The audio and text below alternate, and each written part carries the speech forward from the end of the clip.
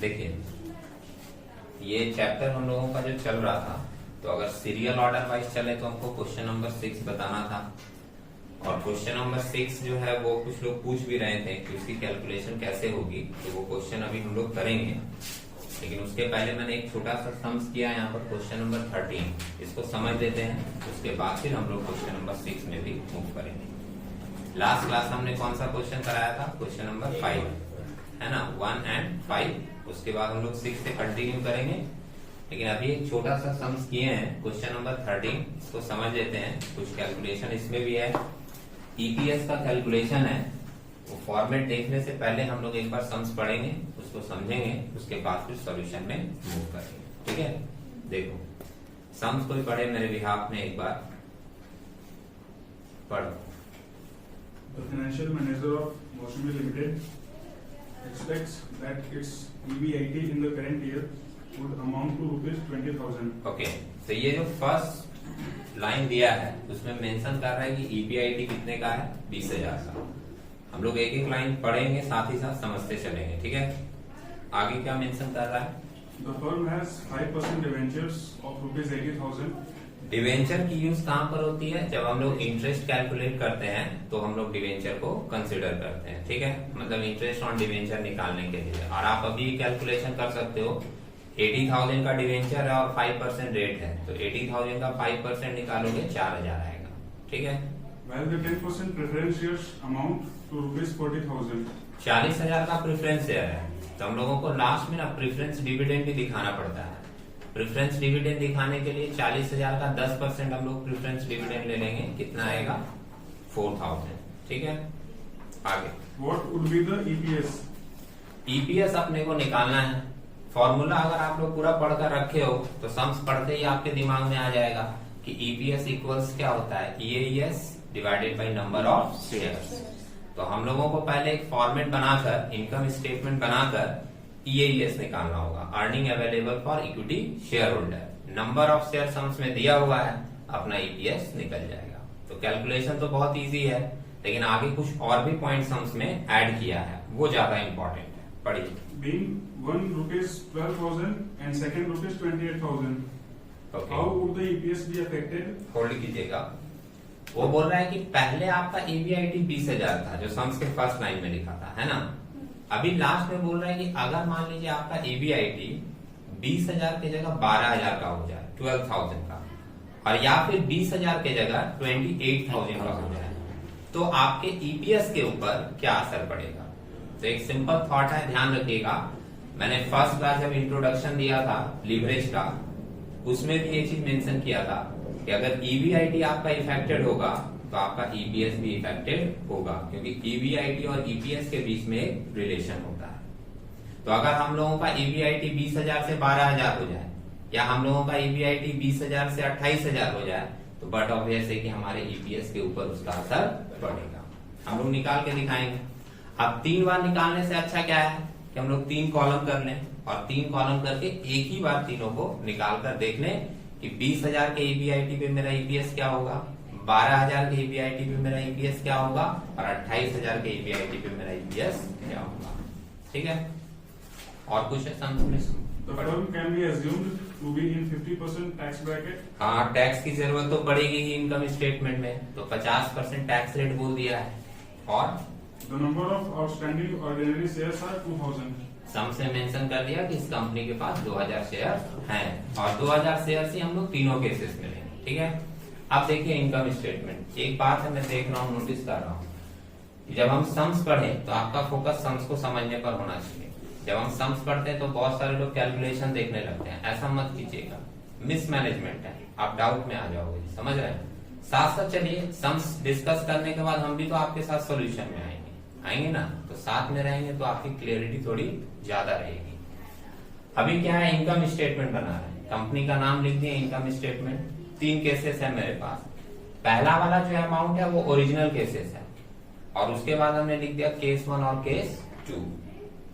EBIT देख लो, simple सा, पहले दिया था 20,000, फिर केस 1 में बोला है 12,000 लेना, और केस 2 में कितना लेना है? 28,000।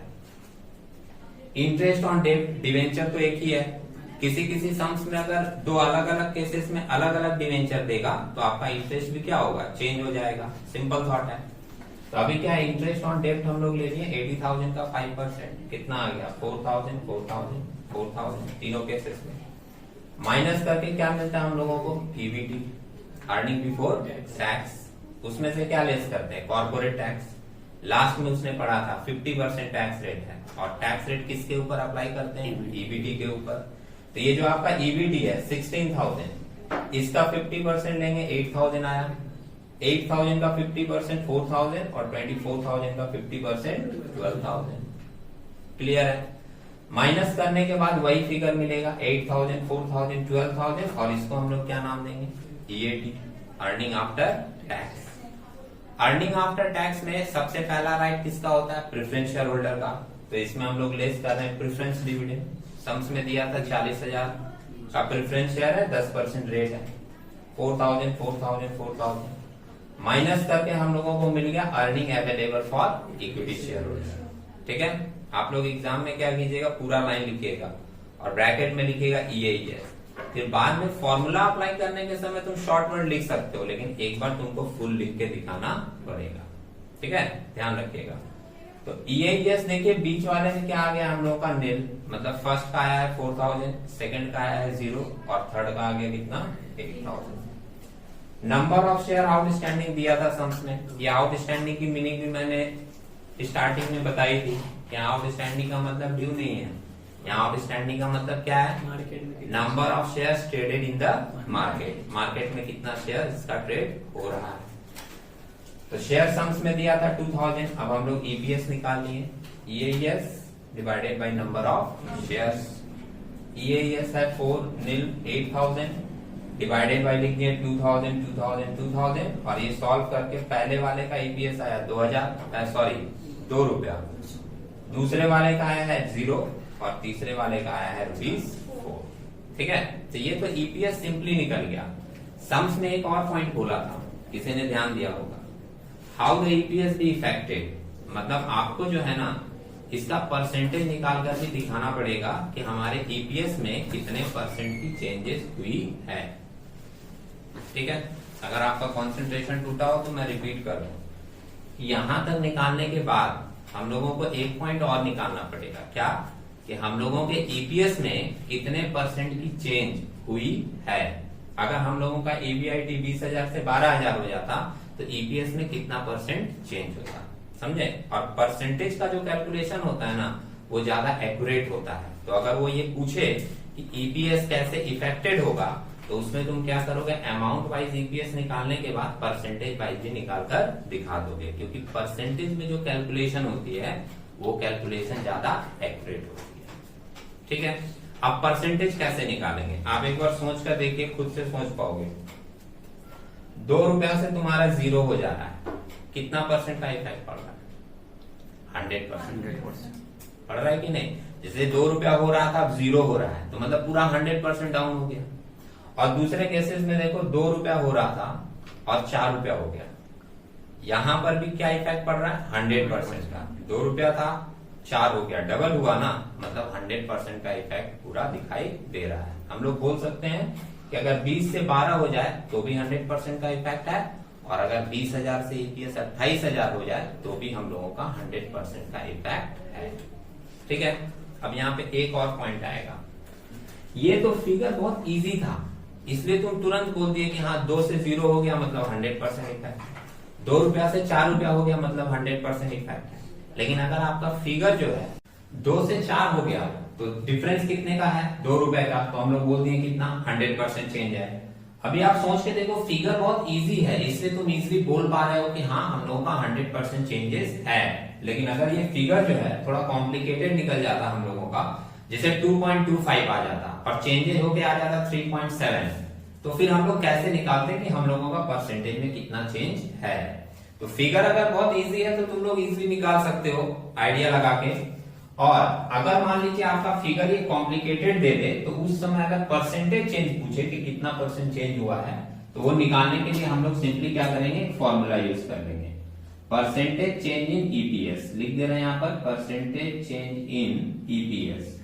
बहुत ही सिंपल फॉर्मूला है, चेंज इन ईपीएस लोगे, चेंज इन ईपीएस जितने का आपका डिफरेंस हुआ है डिवाइड कर दोगे बेस वाले से। बेस हमेशा होता है स्टार्टिंग पॉइंट। जैसे हम लोगों का ये जो फर्स्ट कॉलम है अमाउंट वाला, ये हम लोगों का बेस रहेगा और इंटू कर देंगे 100। परसेंटेज निकालने के लिए हम लोग इंटू करते हैं 100 से, हम लोगों को मिल जाएगा। अब आप एक बार देख लो, पुट करके दिखा देते हैं। 2 रुपए से आपका ईपीएस 0 हो गया, तो चेंज कितने का हो रहा है? पूरे 2 रुपए का।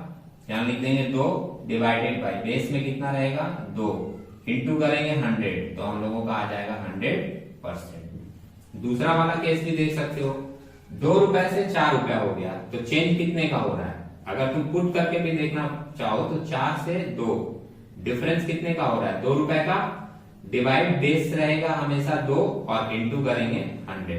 तो आप अगर यहाँ पर देख रहे हो चेंज है 2 डिवाइडेड बाई 2 इंटू 100, तो हम लोगों का सेकेंड केस में भी कितना आ रहा है? 100%। तो यहाँ पर हम लोग बोल दे रहे हैं कि हम लोगों का चेंज इन ईपीएस कितना हो रहा है? 100%। फिगर आपका चेंज रहेगा तो आप चेंज करके पुट कर दीजिएगा, परसेंटेज आपको मिल जाएगा। जैसे 2 रुपया से 5 रुपया हो जाता तो चेंज कितने का होता? 3 रुपए का।